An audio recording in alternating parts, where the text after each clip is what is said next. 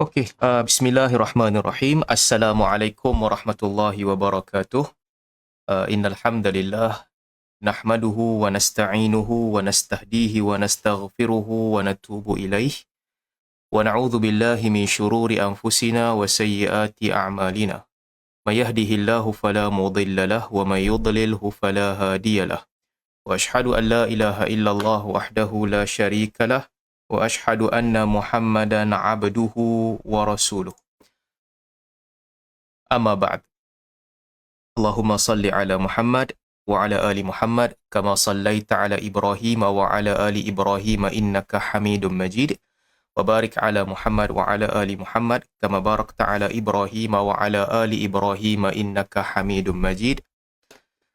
Alhamdulillah, dengan izin dan juga limpah kurniaan Allah Subhanahu wa taala, kita berjumpa lagi sekali lagi setelah 3 minggu bercuti untuk menyambung semula pengajian kita tentang kitab Khalq Af'alil Ibad wa Rad 'alal Jahmiyah wa Ashabit Ta'til, yang ditulis oleh tak lain tak bukan Amirul Mukminin fil Hadis Al-Imam Al-Bukhari rahimahullah. Jadi antara gelaran, saya suka dalam kelas-kelas kita ni, kita memperbanyakkan sebut faedah-faedah ulum hadis, supaya di samping kita belajar dan mengenali akidah Islam, kita juga dapatlah kenal sedikit sebanyak perbahasan-perbahasan yang digunakan ataupun yang sering menjadi pertimbangan dan juga ucapan para ulama hadis. Jadi kita selalu sebut Al-Imam Al-Bukhari rahimahullah adalah salah seorang Amirul Mukminin fil Hadis. Apa maksud Amirul Mukminin fil Hadis? Ni mungkin kita boleh sembang sikitlah permulaan sebelum kita masuk kelas kita. Gelaran ini, gelaran Amirul Mukminin ini adalah satu gelaran yang diberikan, kebiasaannya para ulama bagi gelaran ini kepada orang yang paling hebat di zaman tertentu.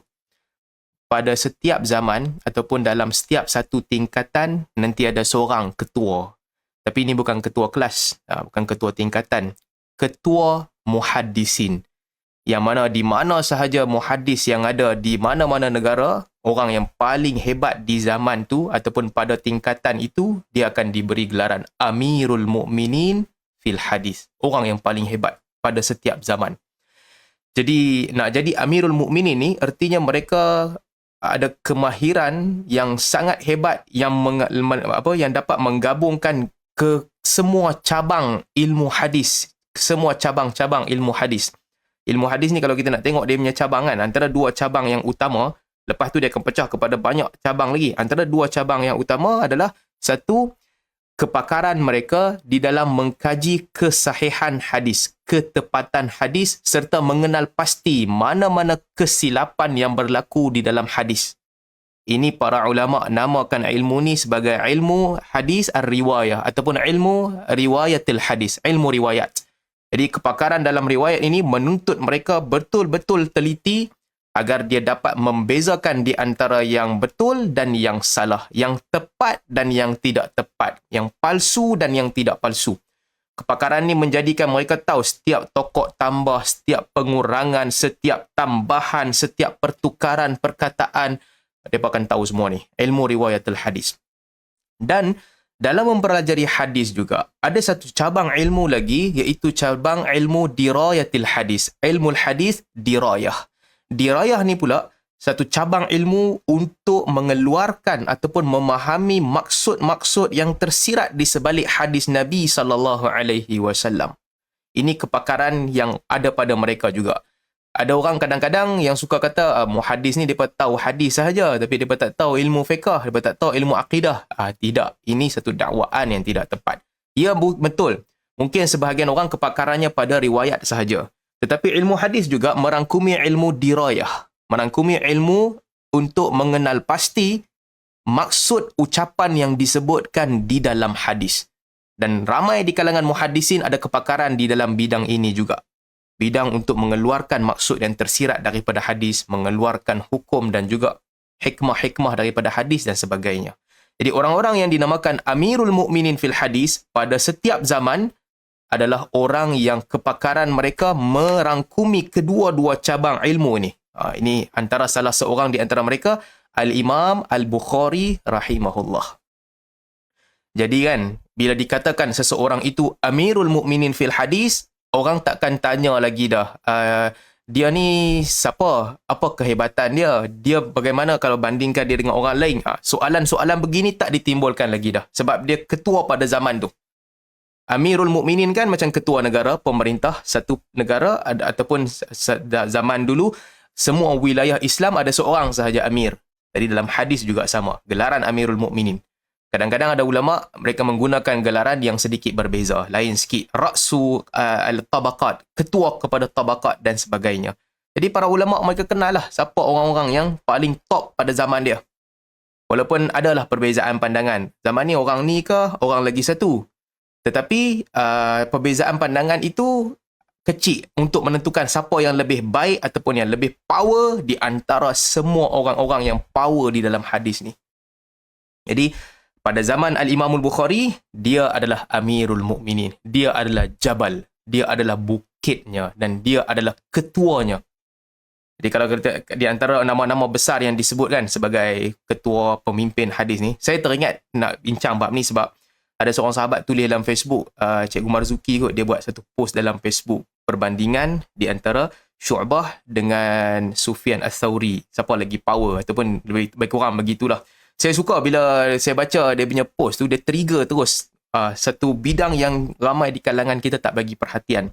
Tentang tabaqatur ruwat, tingkatan-tingkatan rawi, jarah wa ta'dil dan sebagainya.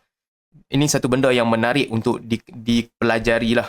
Saya dulu, sekarang pun sama, bercita-cita nak mengajar hadis. Tapi Allah Ta'ala takdirkan sampai sekarang masih lagi mengajar bidang lain, belum masuk bidang hadis. Tapi ini benda yang menarik untuk dibincangkan kan. Kalau kita masuk dalam kelas bagi soalan subjektif kepada pelajar, pilih antara dua orang ni, Syu'bah dengan Sufyan Ats-Tsauri. Siapa di antara kamu pada tabaqat yang pada kedudukan yang lebih tinggi dan kenapa? Masya Allah, kalau kita boleh rancakkan perbincangan-perbincangan begini kan, dia akan membawa manfaat yang besar kepada orang yang mempelajari hadis. Orang seronok. Walaupun bidang ni asalnya bidang yang kebanyakan orang tak ambil tahu. Orang awam, keutamaan dia adalah ilmu fiqah. Dia nak tahu ilmu fiqah, dia nak tahu ilmu akidah. Tapi untuk serve ilmu fiqah dan ilmu akidah dan juga ilmu akhlak itu, ada cabang-cabang ilmu lain yang tidak kurang hebatnya. Jadi di antaranya adalah ulumul hadis. Ini balik kepada cerita Amirul Mukminin fil hadis ni, Al-Imam Al-Bukhari rahimahullah. Baik.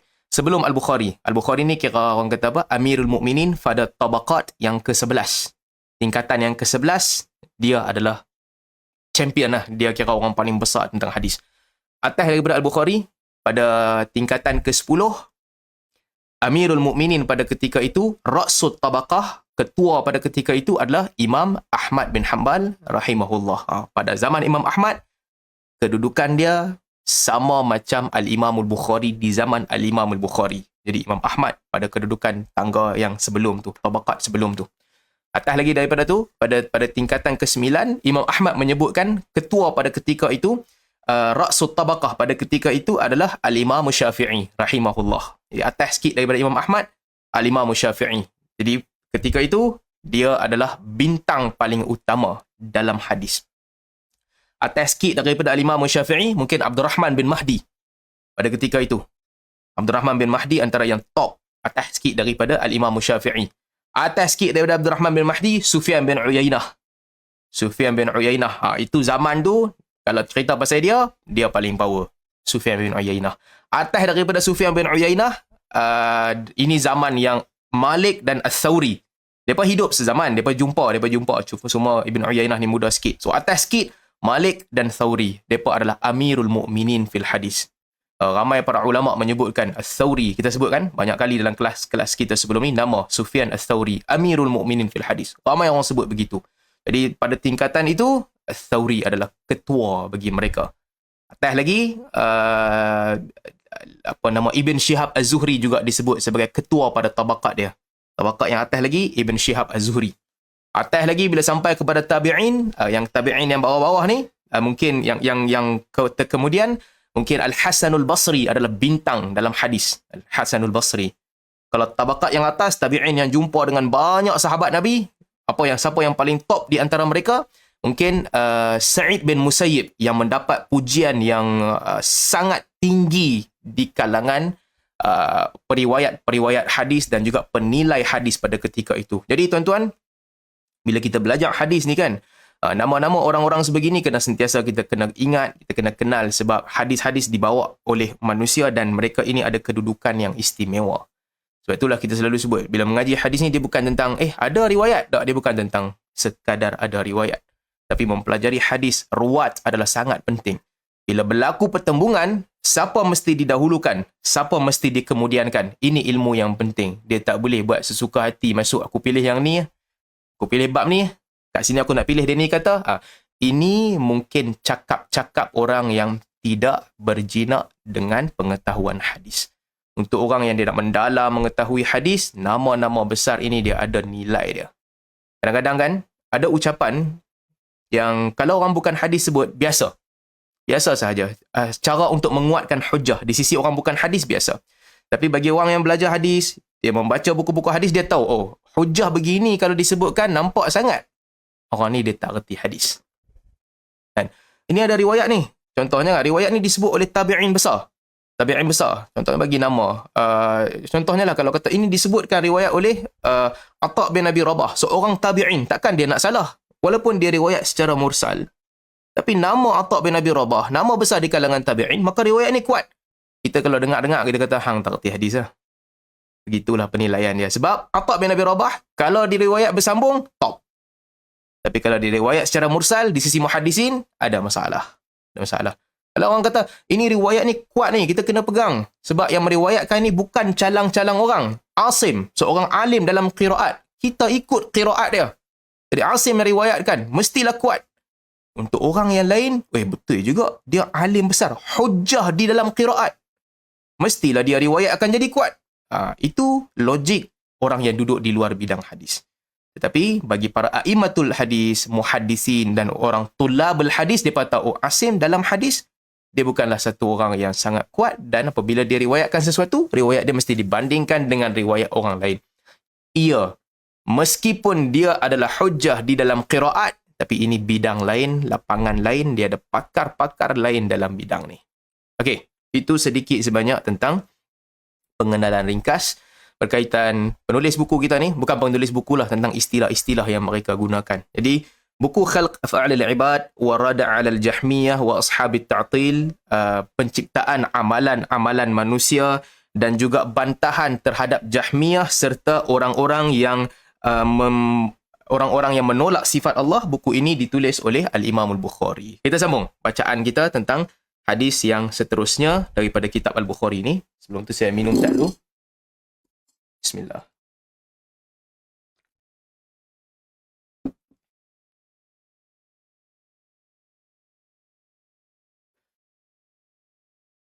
Baik, seterusnya. Riwayat seterusnya yang disebutkan oleh Al-Imam Al-Bukhari rahimahullah di dalam bukunya adalah riwayat daripada Sufyan Ats-Tsauri. Kita dah cerita dah terjemah Ats-Tsauri sebelum ni. Kata Ats-Tsauri, "Man qala al-Qur'anu makhluq fahuwa kafir." Sesiapa yang mengucapkan Al-Quran adalah makhluk, maka dia adalah kafir. Ini kata-kata Sufyan Ats-Tsauri rahimahullah sebagaimana diriwayatkan oleh Al-Imam Al-Bukhari rahimahullah. Baik, ini juga satu perkara penting yang saya nak tekankan. Apa tujuan Al-Imam Al-Bukhari membawakan riwayat-riwayat ni semua? Bila disebut riwayat-riwayat ni semua, apakah ini bererti dia sekadar nak riwayatkan sahaja? Riwayatkan sahaja tapi dia tak pegang pun. Apakah itu maksudnya? Tidak. Okey, Al-Imam Al-Bukhari dan juga para a'immah yang lain, apabila mereka menulis buku-buku tentang bukan isu tashih, tad'if hadis, bukan musnad, bukan sunan dan sebagainya, buku-buku fawaid, antaranya buku akidah dan sebagainya. Bila dia membawakan riwayat-riwayat ini menunjukkan bahawa dia nak tunjukkan bahawa pegangannya sama dengan apa yang disebutkan, ataupun dia nak menyebutkan yang dia membina konklusi, dia membina kesimpulan dia berdasarkan riwayat-riwayat yang dia sebutkan. Jadi ini tujuan Al-Bukhari membawakan riwayat-riwayat ini di dalam Khalq Af'alil Ibad untuk menunjukkan daripada riwayat ini dia nak kata pegangannya dibina. Dalam erti kata lain, Al-Bukhari nak menunjukkan bahawa aku sama dengan mereka ni semua. Aku sama dengan Hamad bin Zaid, aku sama dengan Abdullah bin Mubarak, Sufyan bin Uyainah, Sufyan Ats-Tsauri, Abdullah dan juga selain-lainnya nama yang kita sebut. Dia nak kata dalam bab akidah, mereka tak ada beza dengan aku, sama. Ini perkara penting apabila kita nak menilai akidah dan juga pegangan para a'immatus salaf. Para a'immatus salaf, di kalangan mereka, mereka berbeza di dalam mengungkapkan perkataan. Istilah yang mereka guna berbeza-beza. Tetapi akidah yang mereka pegang, akidah yang sama. Mereka akidah yang sama. Melainkan ada note mereka membantah beberapa orang, mereka bantah. Tapi kalau tidak ada bantahan, perbezaan istilah yang digunakan oleh para a'immatus salaf, macam mana nak selesaikan dia? Kena kumpulkan semua. Kumpulkan semua dan jamak maksudnya, terutamanya dalam isu akidah. Sebab mereka berpegang dengan akidah yang sama. Sebab itulah kalau tuan-tuan masih ingat, kita bincang dalam kelas yang lepas, apa maksud tidak ada kaif bagi sifat Allah Subhanahu Wa Taala. Ada salaf kata la yukayyaf, bila takyif, tidak ada takyif. Ada yang tidak kami sebutkan bagaimana. Ada yang mengatakan bila kaif. Ada yang mengatakan bukan sahaja sifat Allah bila kaif, syurga dan neraka juga bila kaif. Jadi apa maksud bila kaif ni? Apakah artinya kita tak tahu min duni takyif ataupun tak ada langsung caranya? Jadi bila ucapan salaf yang berbeza-beza membawa maksud yang hampir sama, pendirian Ahli Sunnah wal Jamaah adalah kita menghimpunkan ucapan salaf ini, kita letakkan dia dalam satu bakul dan kita jadikan sebahagiannya mentafsirkan sebahagian yang lain. Kalau istilah-istilah yang mereka guna berbeza dan boleh dijamakkan serta membawa maksud yang sama. Dia bukan nak kata orang ni berbeza dengan orang tu berbeza dengan orang ni. Tak semudah itu. Ya, ada khilaf. Kalau mereka membawa dua tafsiran yang berbeza, ya, ada khilaf. Itu diakui. Tapi dalam masa yang sama, kena take note bahawa sebahagian salaf menggunakan istilah yang berbeza untuk membawa maksud yang sama. Dalam masalah kalamullah kan, kalau balik kepada isu yang dibincangkan ini, dalam masalah kalamullah, Al-Bukhari membawakan kalam a'immah salaf ini, para pembesar salaf sebelum dia, untuk menunjukkan yang aku sama macam mereka. Aku membina akidah aku sama seperti mereka membina akidah mereka. Ini yang nak ditunjukkan oleh Al-Imam Al-Bukhari. Di kalangan mutaakhirin, orang yang datang kemudian, mereka memecah belahkan di antara salaf. Pecahkan di antara salaf. Antara yang kuat, paling kuat dikritik kan, yang paling kuat di kalangan salaf yang dikritik, Ad-Darimi. Ad-Darimi antara yang paling kuat dikritik. Osman bin Sa'id Ad-Darimi yang paling kuat dikritik sebab dia menulis buku Rad alal Jahmiyah. Membantah Jahmiyah. Orang kritik dia. Tapi tuan-tuan kalau perasan, yang duk kritik dia teruk ni, duk kritik dia, katakan dia mujassimah dan sebagainya, kebanyakannya mutaakhirin. Mutaakhirin yang betul-betul lambat. Zaman Zahid Al-Kawthari, zaman Said Fudah sekarang ni, dia pun kritik betul-betul. Tapi kalau lihat ungkapan yang digunakan oleh para a'immah terdahulu, Abu Zur'a Ar-Razi dan juga Ibn Khuzaimah ada perbincangan tentang dia, dan beberapa orang, Abu Daud As-Sijistani juga, kalau tak silap saya, kalau tengok dalam Siyar Al-A'lam An-Nubala, ulama-ulama yang membincangkan tentang dia di zaman dahulu, mereka memuji dia. Mereka memuji dia. Sehingga para ulama Asy'ariyah pertengahan, orang-orang seperti Ibn Hajar Al-Asqalani yang hidup di pertengahan, bahkan As-Suyuti sekalipun, mereka memuji dia. Mereka memuji dia sebagaimana para salaf terdahulu telah memuji dia. Orang kemudian ni mereka meletakkan istilah-istilah dan tuduhan-tuduhan yang kadang-kadang melampau-lampau. Mujassimah, dia ni akidah dia sesat, akidah dia tak betul, akidah ahli kufur, akidah ahli ilhad dan sebagainya. Sedangkan istilah begini tak disebut pun oleh ulama terdahulu yang kenal dia. Apakah ulama dahulu tak tahu orang sesat? Dia pun tahu. Muqatil bin Sulaiman, sebahagian ulama mengatakan dia terlibat dengan tajsim, menjisimkan Allah, dikritik. Berapa ramai orang yang sikit je dia ada bau-bau macang tasyayyur, dekat bau macang dengan Syiah, dia dikritik. Orang yang memegang firqatul irja', memegang aqidatul irja', dekat nak sama dengan murji'ah, mereka dikritik. Tapi kalau tengok tentang Ad-Darimi, ulama-ulama dahulu tak kritik dia. Kita nak kata apa? Adakah kita nak kata ulama-ulama dahulu ni tak reti kot? Ataupun mereka duduk diam kot? Sedangkan sikap mereka bukan duduk diam. Kalau mereka melihat ada kemungkaran dalam akidah, mereka akan sebut kemungkaran itu. Itu satu. Ada Rimi satu hal lah. Dan ada orang yang lagi melampau. Sampaikan Abdullah bin Mubarak pun dia hentam. Abdullah bin Mubarak. adalah salah satu orang yang paling hebat pada tingkatan dia. Pada tingkatan dia. Ini mungkin bawah sikit daripada Malik, Abdullah bin Mubarak, Malik, Sufyan Ats-Tsauri. Ini semua pada satu tingkatan lah kesemua mereka. Duduk setempat. Dia salah satu di antara nama besar yang disebut. Antara orang yang paling kuat dan tegas terhadap ahli bid'ah dan mempertahankan sunnah. Dipuji oleh muhaddisin. Diriwayatkan oleh kitab-kitab utama dalam hadis. Mai orang kemudian ni kata, dia ni mewakili Hanabilah yang sikit je dan dia meriwayatkan khabar-khabar yang dekat dengan tajsim. Ini orang-orang yang ucap ucapan begini, orang yang tak ada adab lah sebenarnya. Tak ada adab terhadap ilmuwan terdahulu. Jangan ingat ulama salaf ni tak cerdik. Mereka diamkan kemungkaran. Kalau orang sebesar Abdullah bin Mubarak pun kamu boleh perkecilkan, ini menunjukkan disiplin ilmu yang mengarut. Disiplin ilmu yang mengarut. Baik, balik kepada cerita kita. Saya nak tunjukkan bahawa para salaf, akidah dan pegangan mereka ini sama. Akidah dan pegangan mereka sama. Kadang-kadang isunya ada orang, bismillah. Dia nak capture salaf. Dia kutip sedikit sebanyak perkataan salaf. Bagi sama dengan apa yang dia pegang. So, dia kata, tengok. Salaf ni sama macam aku. Tak sama macam apa yang dikatakan salafi. Tapi tak betul. Kalau kita lihat keseluruhan buku, kita akan nampak yang disebut oleh salaf itu berbeza. Baik.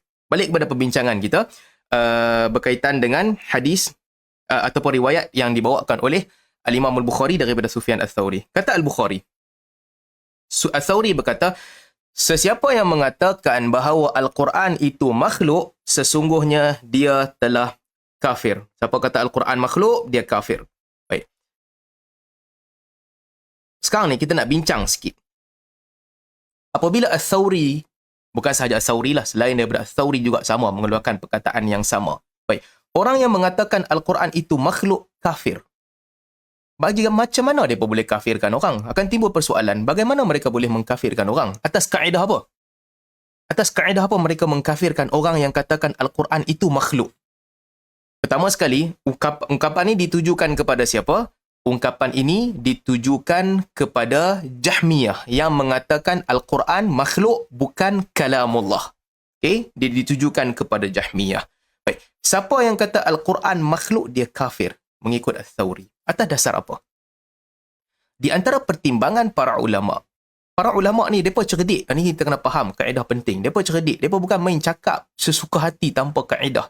Nak mengucapkan sesuatu perbuatan ataupun sesuatu pegangan itu kafir, mereka sangat berhati-hati. Baik, kenapa mereka kafirkan? Kerana orang yang mengatakan Al-Quran makhluk, okay, kesalahan dia adalah dia bercanggah dengan Al-Quran. Bercanggah dengan apa yang jelas-jelas disebutkan di dalam Al-Quran. Bercanggah dengan zahir Al-Quran. Sebab zahir Al-Quran menunjukkan bahawa Al-Quran adalah kalamullah. Adanya kalamullah, adanya kalimatullah. Adanya kalamullah dan kalimatullah. Kalimat ni bukan bererti perkataan kosong yang tidak ada maksud.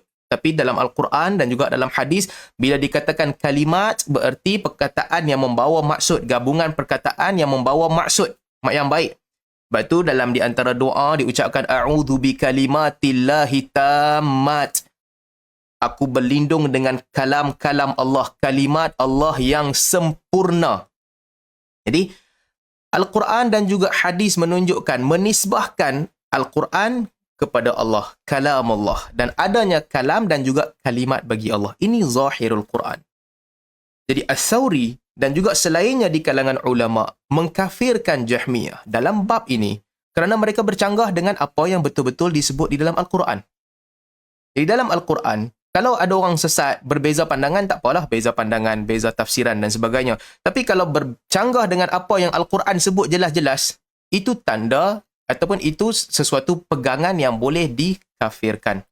Sebab tu bila orang cerita tentang Syiah sebagai contoh, para a'immatus salaf, sebahagian besar mereka menilai, tengok, tasyayyu'h dekat dengan pegangan Syiah, itu okeylah. Tasyayyu'h dekat dengan perkataan Syiah, tak, bukan nak kata okey. Itu tidaklah, seseorang tidaklah dikafirkan.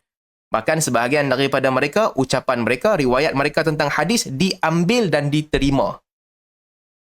Mengucapkan perkataan yang tak baik, mengucapkan perkataan yang tak baik kepada Muawiyah radhiyallahu anhu. Ada sebahagian orang mengucapkan perkataan yang baik, mengkritik dengan kritikan yang keras. Para ulama tidak mengkafirkan mereka. Sebab tidak ada nas dalam Al-Quran yang jelas menyebutkan bahawa Muawiyah salah seorang yang confirm masuk syurga ataupun orang yang mesti dipuji. Kita tak pegang begitu. Tapi kalau Syiah berhenti setakat tu sahaja. Dia kritik Muawiyah, kritik dengan keras, menghina, bercakap perkataan-perkataan tak baik, itu mungkin tidak dikafirkan lagi. Tapi bila mana ada Syiah yang dia mengkritik Aisyah dalam bab yang Allah Ta'ala membersihkan Aisyah radhiyallahu anha. Dia tuduh Aisyah berzina sebagai contoh.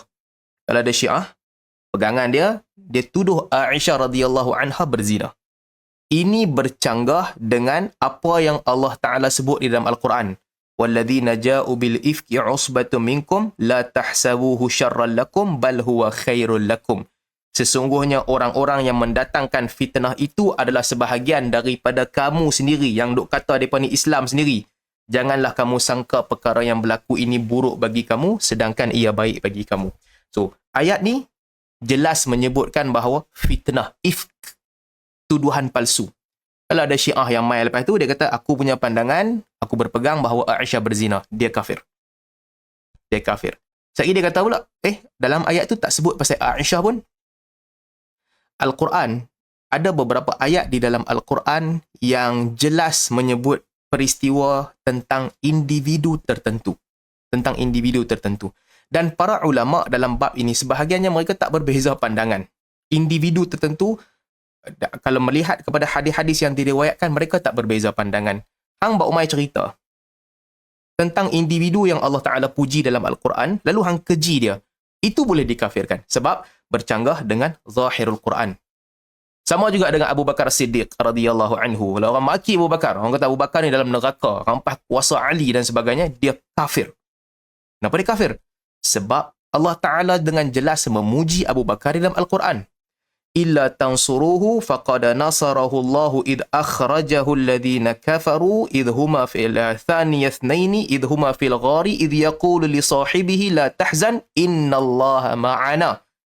Kalau kamu tak mau tolong aku, kalau kamu tak mau tolong dia, kamu tak mau tolong Muhammad, sesungguhnya Allah telah menolongnya ketika mana dia dikeluarkan oleh orang kafir daripada negeri dia, dua orang, dia dengan sahabatnya. Dan ketika dia berkata kepada sahabatnya itu, jangan bimbang, jangan risau, Allah bersama dengan kita. Dan pujian-pujian yang Allah Ta'ala sebut di dalam Al-Quran.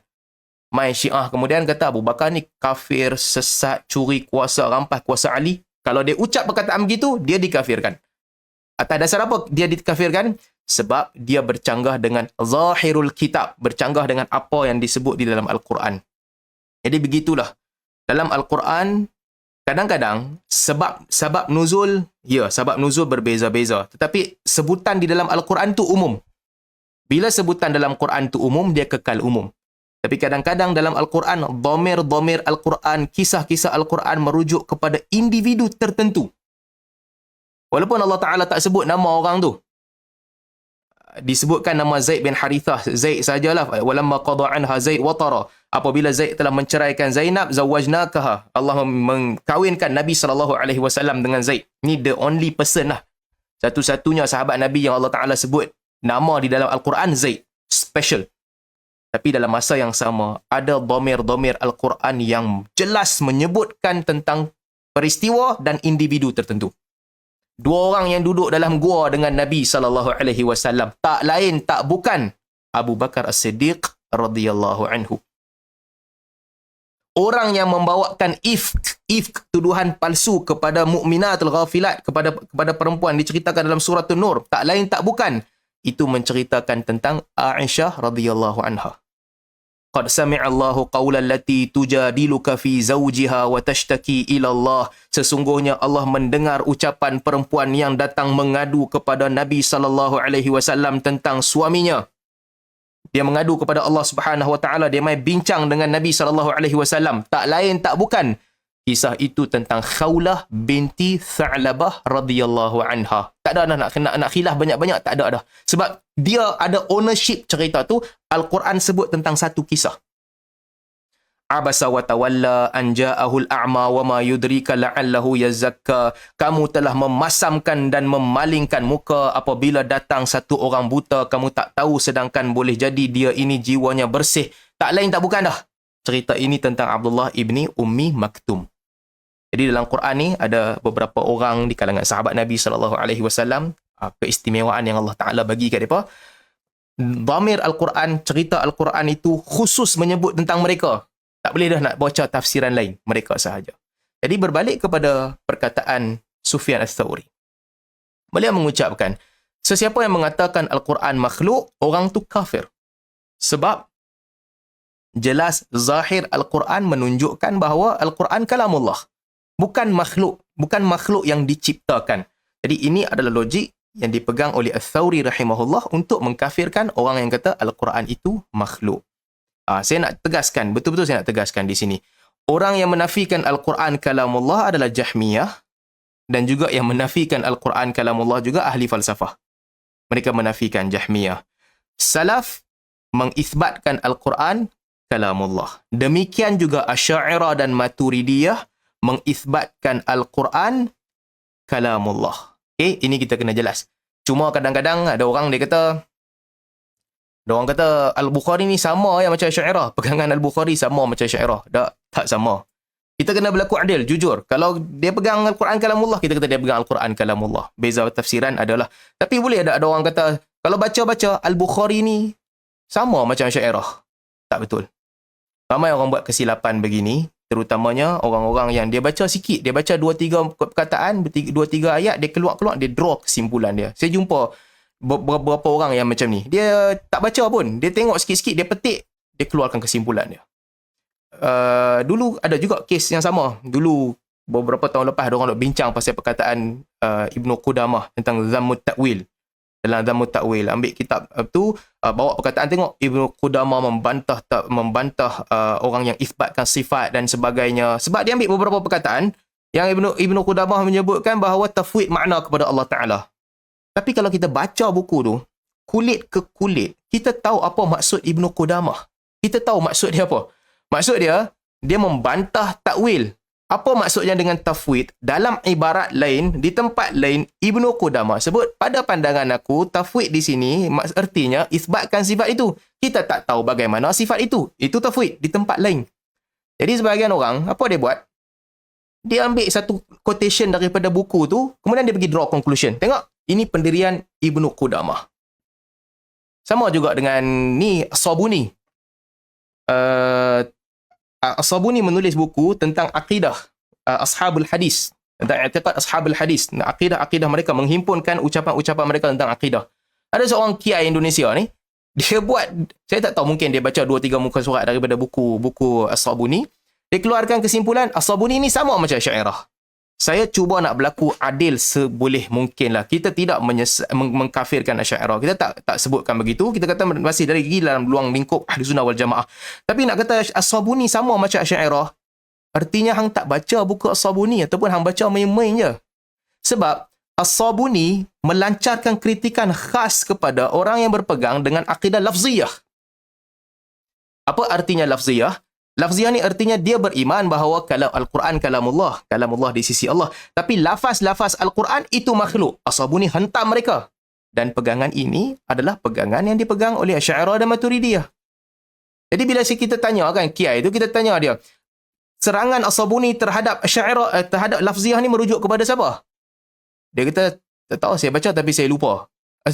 Kita nak sebut ni, kadang-kadang nak faham akidah ni kena baca betul-betul. Nak baca daripada awal sampai hujung buku tu, kita kenal lah akidah orang tu. Dia tak boleh sekadar semudah kita ambil satu quotation daripada buku seseorang, tengok akidah orang ni sama seperti apa yang kami pegang. Al-Bukhari juga sama. Dan orang kata Al-Bukhari sama macam Asy'ariyah punya pegangan dalam bab kalamullah. Tak sama. Kalau hang baca buku Khalq Af'alil Ibad, daripada first sampai last ni, hang duk baca riwayat-riwayat ni semua, hang go through semua riwayat ni, akan tahu ada perbezaan.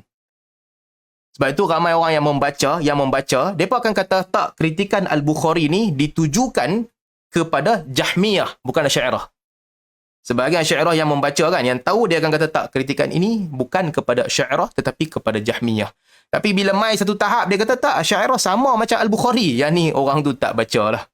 Sama ada dia tak baca, dia tak tahu akidah Bukhari dan dia tak tahu pun akidah Asy'ariyah macam mana. Ini isu dia. Sebab bayangkan ketika Al-Mizzi, saya dah sebut dalam kelas yang first kan, Al-Mizzi ketika beliau mengajarkan hadis-hadis daripada riwayat-riwayat daripada khalq af'al ibad, dia didesak, Sultan didesak oleh orang Asy'ariyah untuk dipenjarakan. Sebab kontroversi pada zaman itu. Pegangan Al-Bukhari dalam khalq af'al ibad ni yang diajarkan dan dibacakan oleh Al-Hafiz Al-Mizzi pada ketika itu menyebabkan dia dihentam kuat oleh ulama Asy'ariyah pada ketika itu. Tak samalah. Takkanlah ulama Asy'ariyah tu semua tak reti apa. Takkan Al-Mizzi tak reti. Dan ulama Asy'ariyah zaman tu depa pun tak tahu yang sebenarnya Al-Bukhari ni sama macam depa dalam bab kalamullah. Tak sama. Kalau tengok kan, apa yang Al-Bukhari nak sebutkan daripada riwayat-riwayat ini, apa yang Al-Bukhari nak sebutkan? Dia nak kata bahawa Al-Quran kalamullah. Kena kata kalamullah. Dan dia nak sebutkan bahawa yang kita baca tu, yang kita tulis tu, yang kita hafal tu, itu kalamullah. Al-Bukhari sebut, wa huwa maktub fil masahif. Al-Quran ini ditulis di dalam mushaf. Mahfuz fis sudur, diingat di dalam jiwa. Maqru' 'ala lisan, dibaca dengan lidah-lidah kamu. Wal qira'atu wal hifdhu wal qira'atu wal hifdhu wal kitabatu makhluq. Sedangkan bacaan, tulisan, hafazan adalah makhluk. Al-Bukhari nak tekankan benda ni. Dia bawa riwayat ni semua. Dan bila dia ulas, dia kata, Al-qira'atu wal-hifdhu wal-kitabatu makhluk. Aku nak habakkan hampa. Nak bagi hampa faham. Tulisan, bacaan, hafazan adalah makhluk. Jangan duk kata yang tu sifat Tuhan. Yang perbuatan hampa menghafal tu, menulis tu, itu semua makhluk. Wama quri'a wa hufidha wa kutiba laysa bimakhluk. Dan tetapi kata Al-Bukhari, apa yang kamu tulis itu, yang kamu hafal itu dan kamu baca itu, ini bukan makhluk. Ya, tulisan kamu, bacaan kamu dan juga hafazan kamu makhluk. Tetapi apa yang kamu baca, apa yang kamu hafal dan apa yang kamu tulis, itu bukan makhluk. Sama tak dengan pegangan Asy'ariyah dalam bab ni? Untuk berlaku jujur, dia tak samalah. Walaupun kita tidaklah nak mengeluarkan Asy'ariyah daripada ahli sunnah wal jamaah dan sebagainya, tidak. Tapi tak sama. Saya nak lukis balik ni, bagi faham balik. Kalau kita boleh buat jadual kan. Tentang Al-Quran, kalamullah ni. Okay? Tentang Al-Quran, kalamullah, kita kalau boleh buat jadual. Baik. Pertama sekali, bila kita bincang tentang tulisan. Besar sangat pula tulisan. Saya kecilkan sikit. Tulisan dan juga hafazan. Tulisan, hafazan. Jadual ni susah. Baik. Tulisan, hafal dan juga baca. Ini tiga benda ni adalah makhluk. Okay? Tiga benda ni adalah makhluk. Semua orang sepakat dia adalah makhluk. Seterusnya, lambat sikit dia keluar. Yang kedua, yang dibaca ataupun yang ditulis dan yang dihafal. Okay. Ini penting. Yang dibaca dan ditulis dan dihafal di sisi Bukhari, ini adalah bukan makhluk. Di sisi Asy'ariyah, ini adalah makhluk juga. Yang kamu tulis, yang kamu baca dan yang kamu hafal, pada pandangan Al-Bukhari, dah, ini bukan makhluk. Ini kalamullah. Tapi di sisi Asy'ariyah, ia makhluk juga. Baik. Seterusnya, yang ketiga ni, maksud setiap patah perkataan daripada Al-Quran ini. Maksud la ilaha illallah. Maksud apa yang difahami daripada perkataan Al-Quran ini. Ada dua cara memahami maksud. pada pandangan Al-Bukhari, dan juga pada pandangan para salaf, maksud ini adalah madlul. Yang dimaksudkan daripada ayat tu, daripada ucapan itu, okey, madlul. Maksudnya apa? Maksudnya bukan sahaja lafaz itu bukan makhluk, maksud yang terkandung daripada lafaz itu juga kita nisbahkan kepada Allah Subhanahu Wa Taala. Dia bukan makhluk. Bukan makhluk. Baik. Bukan makhluk pada pandangan Al-Bukhari. Ini satu. Seterusnya, pada pandangan Asy'ariyah, apa itu kalamullah? Kalamullah pada pandangan Asy'ariyah adalah makna yang qaim bin nafs. Makna yang qaim bin nafs, kalam itu qaim bin nafs, berdiri dengan zat Allah Subhanahu Wa Taala, tetapi berdiri dengan zat Allah, tapi tidak ada bahasa. Makna yang satu. Makna yang satu, tidak ada bahasa, tidak ada bahasa, tidak ada perkataan, tidak berbeza-beza, tidak berbeza-beza, satu sahaja, satu sahaja. Ini pada pandangan Asy'ariyah, pada pandangan Asy'ariyah, ini adalah kalamullah. Okey? Satu makna yang tidak ada berbeza-beza pada dia, tidak ada bahasa, tidak ada ungkapan, tak boleh pecah-pecah, satu sahaja. Itu adalah kalamullah. Orang tanya soalan, habis tu macam mana nak kata sama antara perintah dengan soalan? Hang pergi makan sekarang dengan adakah hang sudah makan? Itu perintah. Ini soalan. Dua benda yang berbeza. Macam mana boleh jadi sama? Asy'ariyah kata ta'alluq berbeza. Pergantungan benda itu pada berbeza apabila dia disebutkan. Tapi asalnya kalamullah satu sahaja. Jadi ini pada Asy'ariyah adalah kalamullah. Pada pandangan Al-Bukhari dan juga orang lain, dan juga para salaf, ini bukan kalamullah. Benda begini tak wujud. Mana boleh wujud satu makna yang sama sahaja, tak berpecah-pecah, tak adalah maksud tertentu yang spesifik terhadap benda yang tertentu. Satu sahaja. Kemudian, apabila disandarkan pada perkara yang berbeza, dia membawa isu yang berbeza. Sebab, perintah bukan soalan. Soalan bukan ungkapan, bukan khabar. Khabar bukan perintah. Ini at least benda yang berbeza-beza. Perintah sekalipun, perintah, arahan bukan larangan. Arahan dan larangan berbeza. Dia tak boleh jadi satu.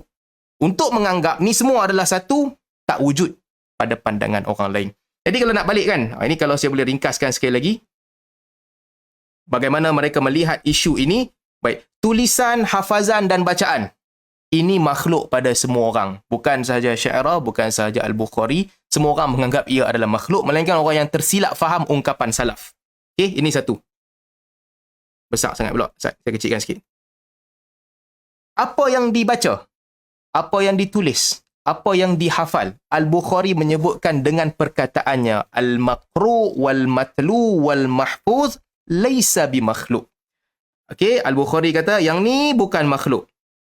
Tetapi pada pandangan Asy'ariyah, mereka mengatakan, itu adalah makhluk. Yang kamu baca itu juga adalah makhluk. Sebab dia tarkib. Dia tarkib jumlah yang dibina, ayat yang dibina. Itu makhluk. Bila nama kata dia tarkib, dia mesti ada detik dia bermula. Bila bermula tarkib itu? Dia bermula daripada sesuatu yang tak wujud, lalu digabungkan. Mesti memerlukan kepada bahasa. Jadi Asy'ariyah kata ini adalah makhluk. Bukhari kata tak, bukan makhluk. Yang kamu baca tu, bacaan kamu makhluk. Tapi yang kamu baca itu bukan makhluk. Seterusnya, isu yang terakhir, pandangan Asy'ariyah, kalamullah adalah kalamullah, kalam yang satu. Makna yang satu yang tidak ada berbeza-beza, tidak ada bahasa, tidak ada perkataan dan sebagainya. Kemudian, apabila berlaku ta'alluq tanjizi, di sinilah baru berlaku perkataan yang berbeza, bahasa yang berbeza dan sebagainya. Pada Asy'ariyah ini kalamullah. Tapi pada Al-Bukhari tak. Itu tak wujud. Perkara itu tak wujud sama sekali. Bismillah. Kerana, macam kita sebut tadi, arahan bukan khabaran. Khabar bukan soalan. Jadi ini benda yang berbeza. Dan dalam arahan yang berbeza artinya maksud-maksud yang berbeza. Bukan maksud yang satu. Taurat bukan Zabur. Zabur bukan Injil. Injil bukan Al-Quran. Berbeza-beza. Kitab yang berbeza-beza. Kalam yang berbeza-beza. Kalam Allah Subhanahu Wa Taala. Kalau kamu nak kumpul kalamullah la tahsuha. Kamu tak mampu nak kumpul. Jadi ini saya nak lukis sekali lagi. Supaya jangan salah faham. Kadang-kadang kita petik satu perkataan ni dalam mana-mana kitab, petik, oh ini Al-Bukhari sama macam kita. Sedangkan kalau kita baca daripada awal sampai akhir, semua riwayat-riwayat yang dibawakan oleh Al-Imam Al-Bukhari rahimahullah nak menunjukkan maksud yang lain.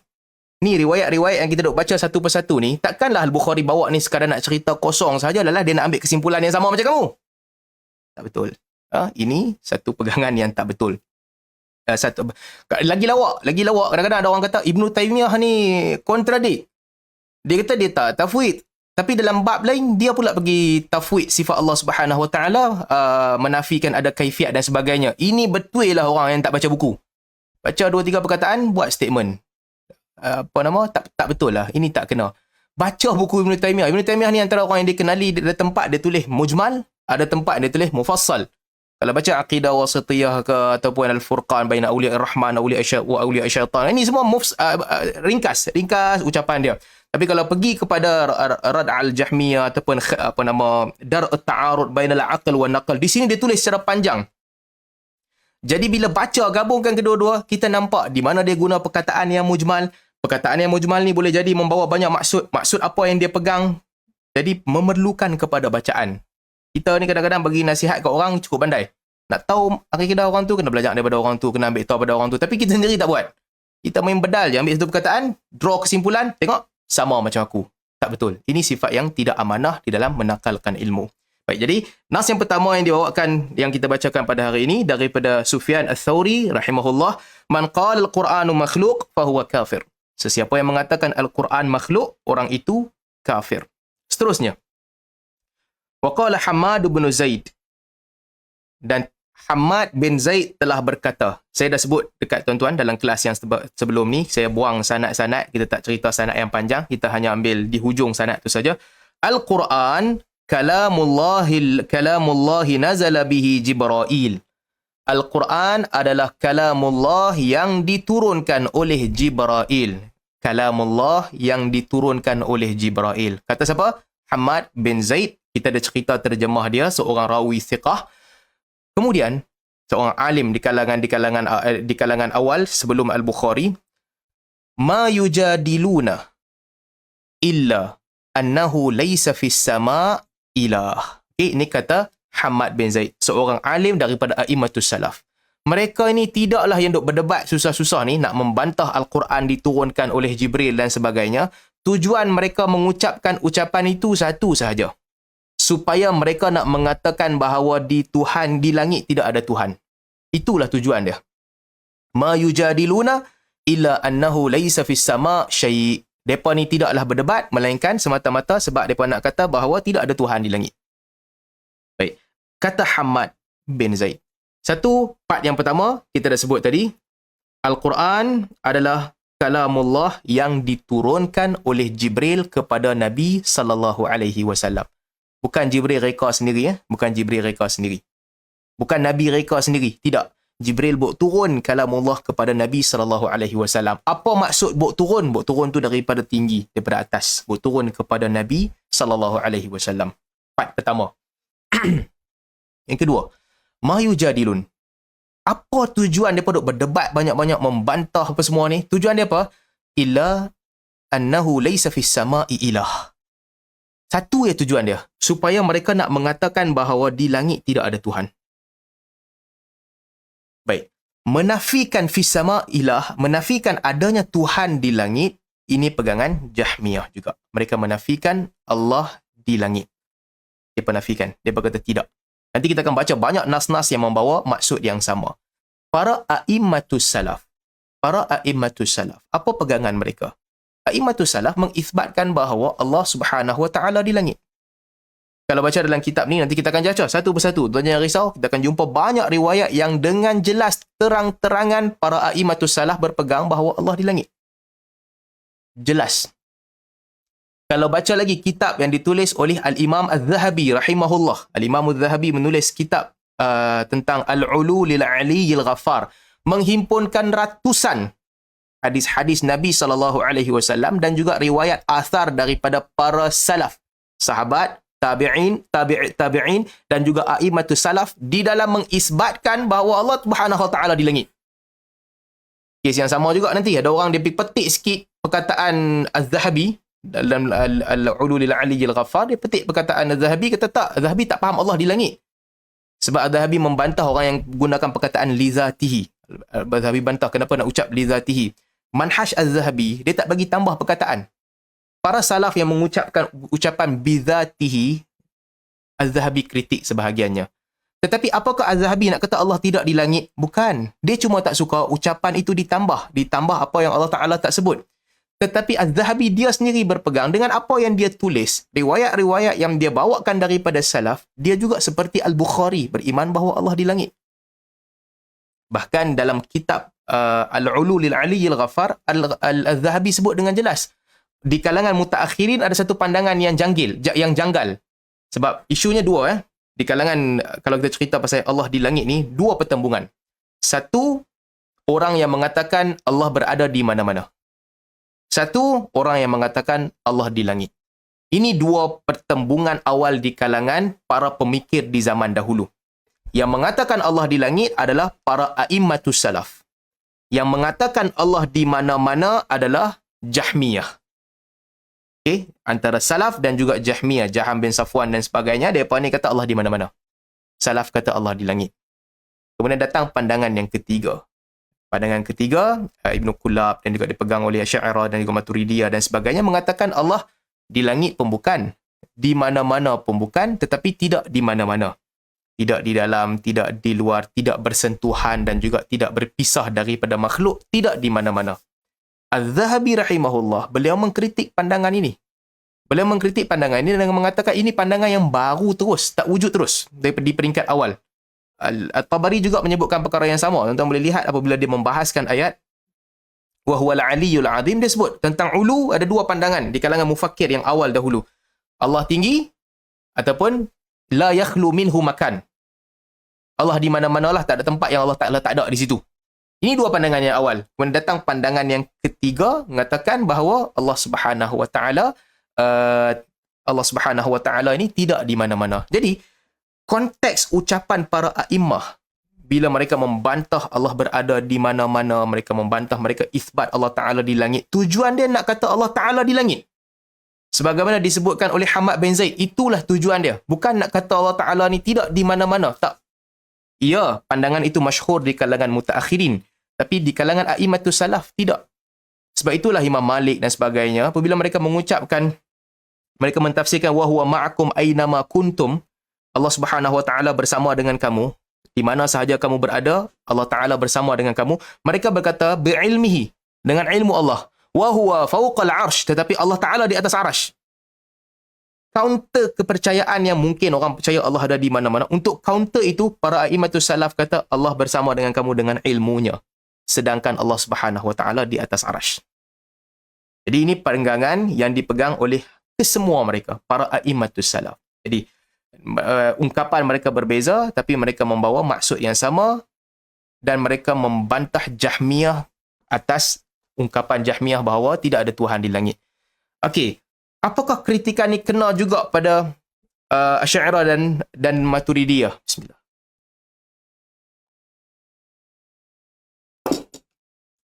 Sama ke Asy'ariyah dengan Maturidi? Dengan Jahmiyah? Tak sama. Ada perbezaan. Perbezaannya apa? Pertama, Jahmiyah kata Allah berada di mana-mana. Asy'ariyah kata Allah tidak di mana-mana. Itu beza. Jahmiyah kata Allah di mana-mana, Asy'ariyah kata Allah tidak di mana-mana. Baik. Yang kedua, tentang ayat Al-Quran. Asy'ariyah berpegang bahawa boleh nak kata Ar-Rahmanu 'alal 'arsy istawa. Boleh nak kata, boleh nak terima. Tapi maksudnya bukan seperti yang ada dalam kepala kamu. Maksudnya lainlah. Maksudnya perlu ditakwil. Takwil itulah yang benar, ataupun kalau tak faham, jangan takwil langsung. Ini pegangan Asy'ariyah. Mereka tidak membantah. Sebahagian ini mutaakhiri Asy'ariyah, sedangkan mutaqaddimin Asy'ariyah seperti Abu Hasan Al-Asy'ari rahimahullah dan sebagainya, mereka mengisbatkan Allah di atas arash. Ini berbeza dengan Jahmiyah yang mereka mengatakan mafhum ayat tu memang salah dan mesti ditolak. Tak betul mafhum ayat itu, tak boleh katakan Allah Subhanahu Wa Taala di atas. Jadi ada beberapa perbezaan, dan kerana Asy'ariyah dan Maturidiyah tidak menolak ayat Al-Quran, mereka menerima ayat Al-Quran, mereka mentakwil ataupun tafwid selepas itu, maka dia dikira muthbiti sifat. Mereka isbat sifat ulu bagi Allah Subhanahu Wa Taala, muthbiti sifat. Tapi ulu pada pandangan mereka berbeza dengan apa yang disebutkan oleh para a'immatus salaf. Berbeza. Tapi dia isbat ulu. Demikian juga dengan ru'yatullah. Nanti mungkin sesi akan datang kita boleh bincang tentang ru'yatullah, melihat Allah di akhirat. Para a'immatul asy'ariyah mengisbatkan, beriman bahawa kita akan melihat Allah Subhanahu Wa Taala di akhirat kelak. Berbeza dengan Jahmiyah yang kata kita tak lihat Allah Subhanahu Wa Taala di akhirat. Tetapi bagaimana melihat Allah Subhanahu Wa Taala di akhirat, ada perbezaan tentang tafsiran di kalangan asy'ariyah dan juga para a'immatus salaf. Jadi ini berkaitan dengan nas yang kedua yang kita bacakan pada hari ini. Seterusnya, waqala Ibnu Muqatil, sami'tu Ibn Mubarak yaqul. Daripada Ibnu Muqatil, aku mendengar Abdullah bin Mubarak berkata, man qala innani ana Allahu la ilaha illa ana makhluq fahuwa kafir wala yanbaghi li makhluq an yaqula dhalika. Kata Ibnu Muqatil, saya ingat ini mungkin merujuk kepada Muqatil bin Sulaiman. Muqatil ni dia ada masalah sikit, Muqatil, di mana dia banyak meriwayatkan khabar-khabar yang lemah. Khabar yang lemah, matruk hadis. Sebahagian orang mengatakan dia matruk, sebahagian orang mengatakan dia ini munkarul hadis, sebahagian orang mengatakan dia ini orang yang kadzab, mencipta hadis-hadis palsu. Ini tentang Muqatil. Saya tak pasti, nanti saya boleh cek balik, mungkin merujuk kepada orang yang sama. Al-Bukhari juga mengkritik dia, mengkritik Al-Muqatil. Kecuali Imam Syafi'i rahimahullah. Imam Syafi'i dalam mengkritik dia, Imam Syafi'i puji dia. Imam Syafi'i kata, siapa yang nak belajar sirah, mereka mesti respect ataupun mereka anak kepada Ibnu Ishaq. Siapa yang nak belajar hadis, mereka adalah anak cucu kepada Malik. Tapi siapa yang nak belajar tafsir Quran, mereka semua adalah anak cucu kepada Muqatil. Tafsir dia power. Tafsir dia memang power betul. Abdullah bin Mubarak kata, kalaulah tidak kerana hadis-hadis dia ni dhaif, hadis-hadis dia lemah, tafsir dia bagus. Tapi dia lemah dalam hadis. Dan sebahagian para a'immah menyebutkan bahawa dia banyak menyebarkan riwayat-riwayat yang membawa kepada unsur tajsim, untuk menyamakan Allah Subhanahu Wa Taala dengan makhluk. Dia ni dikritik. A'immatus salaf kritik dia, Muqatil. Dia berlebih-lebihan. Tapi orang seperti Abdullah bin Mubarak, salaf tak kritik. Salah sanjung tinggi orang seperti Abdullah bin Mubarak. Demikian juga Ad-Darimi, tidak dikritik oleh para a'immatus salaf. Ibnu Khuzaimah, mereka tak kritik. Tapi Muqatil, ya, ada kritikan. Abu Hanifah kata dua orang yang melampau. Satu Jaham bin Safwan, satu Muqatil. Jaham melampau dalam menafikan sifat-sifat Allah Subhanahu Wa Taala. Allah tidak di atas arash, Allah tidak mendengar, Allah tidak melihat. Menafikan semua sifat-sifat Allah. Tidak ada. Menafikan sifat tangan, menafikan sifat wajah, nafikan semua. Muqatil pula dia isbat sehingga dia samakan Allah Subhanahu Wa Taala dengan makhluk. Jadi itu sedikit sebanyak tentang dia lah. Dia adalah orang yang dikritik. Jadi dia meriwayatkan dalam hadis, sebab Muqatil ni dia ada satu masalah sikit. Dia suka riwayat ni ikut sedap dia ya. Dia pernah beberapa riwayat disebutkan, Muqatil pernah pergi dekat orang ramai, dia kata, "Is'alni madunal arash." Tanya kat aku, apa sahaja selain tentang arash yang bertanya kat aku. Aku jawab. Selain daripada arash, jangan, bawah daripada arash, tanya kat aku. Atas daripada arash, jangan tanya, aku tak tahu. Dia suka connect dot-dot yang tak ada ni, dia keluarkan tafsiran daripada Al-Quran. Bila dia buat macam tu, sebahagian orang yang dengar, dia pun tak puas hati apa. Dia ni satu macamnya power main cerita ke orang tanya dia. Baik, ada orang tanya, saya ada satu soalan nak tanya kepada Tuan. Apa soalan nak tanya? Soalan dia, Nabi Adam dulu masa mula-mula buat haji, siapa cukur kepala Nabi Adam? Muqatil tak boleh jawab. Muqatil, lama. Soalan tu dia jam lah. Dia jam, dia tak boleh jawab. Aku tak tahu siapa yang cukur kepala Nabi Adam masa dia buat haji. Orang tanya dia soalan lagi. Okey, Ashabul Kahfi punya anjing ni warna apa? Hang kata hang tahu semua benda kan. Ashabul Kahfi punya anjing ni warna apa? Tu pun dia give up juga. Dia tak tahu nak jawab macam mana. Cuma nak cerita kata Muqatil ni, dia satu orang yang pantang boleh cakap lah, pantang boleh tafsir, dia keluarkan makna, dia keluarkan isyarat-isyarat, maksud-maksud yang terselindung daripada pandangan ramai orang. Sebab tu kata Imam Syafi'i, siapa yang nak belajar tafsir, nak belajar dengan al-muqatil. Kalaulah tidak kerana lemahnya di dalam hadis, tafsiran dia bagus. Tapi lemah di dalam hadis, dengan hadis-hadis palsu, hadis-hadis lemah yang dimasukkan, maka dia menjadi lemah.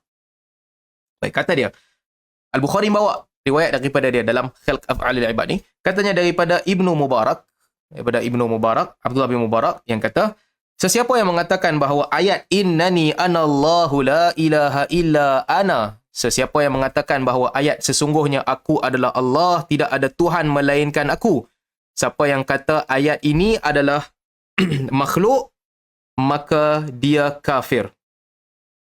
Okay, siapa yang mengucapkan ayat ini makhluk, dia kafir. Wala yanbaghi li makhluk an yaqula dzalika. Tidak pantas ataupun tidak wajar bagi makhluk mengucapkan ucapan ni. Initiate ucapan innani anallah la ilaha illa ana. Kata Abdullah bin Mubarak, makhluk tak boleh untuk mengucapkan, tiba-tiba dia mengucapkan sesungguhnya aku adalah Allah, tidak ada Tuhan melainkan aku. Melainkan ini adalah ucapan Allah yang diulang sebut oleh makhluk. Tak ada makhluk yang originally dia boleh create perkataan ni. Sebab mengaku Tuhan. Yang mengaku Tuhan itu hanyalah Allah Subhanahu Wa Taala. Makhluk kalau ucap ucapan ni, dia hanya dalam erti kata kopi ucapan Tuhan. Qala Allah. Allah berkata, sesungguhnya aku adalah Tuhan, tidak ada Tuhan melainkan aku. Aku adalah Allah, tidak ada Tuhan melainkan aku. Jadi, ucapan ini tak boleh diucapkan oleh makhluk. Ini adalah ucapan yang datang daripada Allah Subhanahu Wa Taala. Ini nas yang ketiga yang kita bacakan pada hari ini, 3 riwayat yang dibawakan oleh Al-Imam Al-Bukhari. Saya cuba cari-cari komen set kalau ada soalan sikit sebelum kita berhenti majlis pada hari ini. Saya kena berhenti dalam 10 minit lagi sebab dekat sini masuk waktu maghrib. Jadi bila masuk waktu maghrib, saya kena berhentilah. So yang kita start awal sikit ke ni?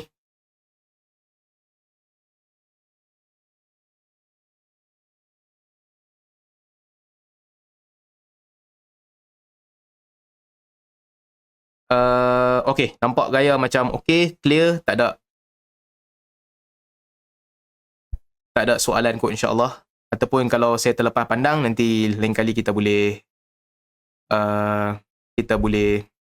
ulang semula lah untuk membahaskan kalau ada persoalan yang dibangkitkan. Setakat ni nampak macam tak ada apa-apa. Terima kasih kepada tuan-tuan dan puan-puan, muslimin dan muslimat yang mengikuti sesi perbincangan kita tentang kitab Khalq Af'alil Ibad, siri yang ketiga ni. InsyaAllah kalau ada kesempatan, nanti kita sambung dengan siri-siri yang akan datang. Ini untuk dalam erti kata kita mengenal akidah para Nabi SAW, para anbiya dan juga sahabat dan juga para salafus salih. Apakah akidah ni ganjil? Tak, akidah ini tak ganjil. Orang biasa, orang awam yang tidak dicemari oleh mana-mana falsafah. Tak cemar mana-mana falsafah. Bagi dia Al-Quran, dia baca terjemahan Al-Quran, dia tahu. Dia tahu, dia akan berpegang dengan akidah yang benar. Tapi bila dia dicemari dengan falsafah, dia dah macam-macam. Bagi kat Al-Quran, orang awam bila tengok, orang-orang biasa bila tengok, dia baca kalau terjemahan ke ataupun dia baca teks Arab, dia tahu. Semua ayat Al-Quran ni menunjukkan bahawa Allah Subhanahu Wa Taala tinggi di atas arash. Semua ayat-ayat Al-Quran ini menunjukkan bahawa Allah mendengar setiap patah perkataan kamu. Allah melihat apa sahaja yang kamu buat. Allah berbicara dengan hamba-hamba dia. Allah berbicara dengan Musa. Musa dengar bicara Allah Subhanahu Wa Taala. Musa terkejut. Musa jatuh pengsan. Musa terkejut lalu dia kata, ya Allah, boleh tak aku nak lihat? Kemudian Allah Allah tak benarkan dia untuk lihat. Allah falamma tajalla, apabila Allah tajalla, maka bukit-bukit menjadi runtuh dan juga Musa pengsan. Orang yang baca Al-Quran dia boleh faham. Apabila dia faham semua benda ni, dia tengok pula ayat lain yang kata innallaha ma'as sabirin, Allah bersama dengan orang-orang yang bersabar. Allah bersama dengan kamu di mana sahaja kamu berada. Depa tahu, orang-orang yang faham bahasa depa tahu bahawa yang ni bukan cerita pasal di mana Allah Subhanahu Wa Taala. Itu yang tadi tu kekuasaan Allah lebih tinggi daripada makhluk. Ini nak cerita tentang Allah akan sentiasa bersama kamu, sentiasa menolong kamu, sentiasa mempertahankan kamu. Jadi akidah orang awam sudah pun sebagaimana yang disebutkan oleh para salaf. Tapi bila masuk falsafah, dia akan jadi lain cerita. Dia akan pergi kepada ini macam tak kena, ini macam tak boleh.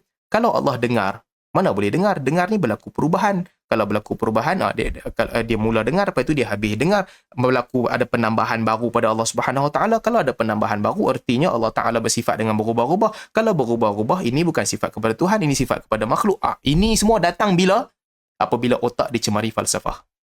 Tanpa falsafah, orang dengar, orang tahu, kita sentiasa tadabbur yang Allah Ta'ala melihat kita, Allah Ta'ala mendengar apa yang kita ucapkan. Apabila kita mengucapkan Alhamdulillahi Rabbil Alamin, Allah akan jawab, Hamadani Abdi. Hamba-Ku memuji aku. Untuk orang beriman, orang biasa, dia baca hadis Nabi SAW, dia solat, dia ucap Alhamdulillah Rabbil Alamin, dia boleh tadabbur, dia tahu, fokus betul-betul. Time ni Allah Ta'ala menjawab apa yang aku ucapkan. Tapi main dengan ahli falsafah, dia kata, tak boleh. Mana boleh kalau Allah jawab? Kalau Allah jawab, Allah buat sesuatu. Kalau Allah buat sesuatu, Allah berhenti pula. Ini semua cerita panjang apabila otak dicemari oleh falsafah. Saya berhenti setakat ini dulu. Mudah-mudahan kita dapat mengambil sedikit sebanyak manfaat, mendekatkan kita dengan Allah Subhanahu Wa Taala, menambahkan ilmu-ilmu yang bermanfaat. Aqulu qawli hadha wa astaghfirullah li wa lakum. Subhana rabbika rabbil izzati amma yasifun wa salamun alal mursalin. Subhanallah wa bihamdih.